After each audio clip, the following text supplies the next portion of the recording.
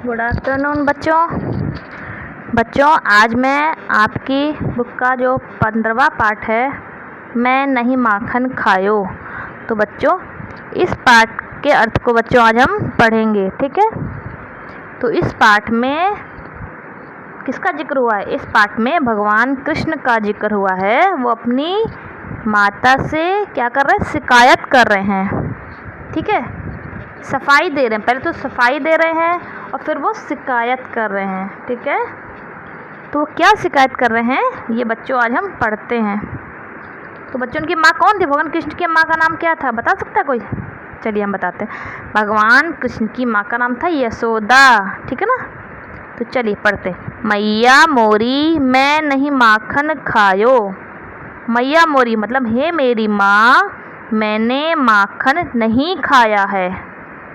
भोर भयो गैयन के पाछे मधुवन मोहि पठायो। भोर माने भोर भयो मतलब सुबह होते ही, गैयन के पाछे मतलब गायों के पीछे, मतलब गायों को चराने के लिए, मधुवन माने मधुवन के वन में, मोहि माने मुझे, पठायो माने भेज दिया। मतलब भगवान कृष्ण कह रहे हैं, हे माँ तुमने मुझे सुबह होते ही गाय चराने के लिए मधुवन भेज दिया।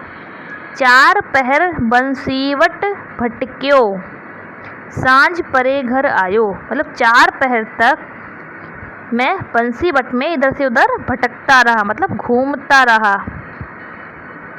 सांझ परे मतलब शाम होने के बाद, परे माने बाद में, शाम होने के बाद मैं घर आया।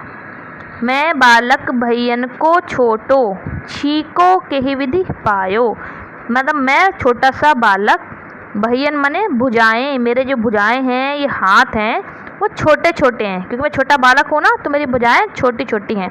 तो मैं छीका जो इतना ऊपर टंगा हुआ है, उसको मैं के ही विधि माने किस प्रकार से पा सकता हूँ, छीको को मैं कैसे ले सकता हूँ। ग्वाल बाल सब बैर परे हैं, बरबस मुख लपटायो। ग्वाल वाल माने मेरे जो जितने भी ग्वाल वाल हैं, संगी साथी हैं, वो सब मुझसे बैर करते हैं, मतलब मुझसे द्वेष करते हैं। बरबस माने जबरदस्ती, इसीलिए जबरदस्ती उन्होंने मुख माने मुंह पर इस मक्खन को लगा दी, लपटायो माने लगा दिया है। तू जननी मन की अति भोरी, तू मेरी माँ मन की बहुत भोली है। इनके कहे पति आयो माने विश्वास कर लिया, इसलिए तूने इनके कहे पर विश्वास कर लिया।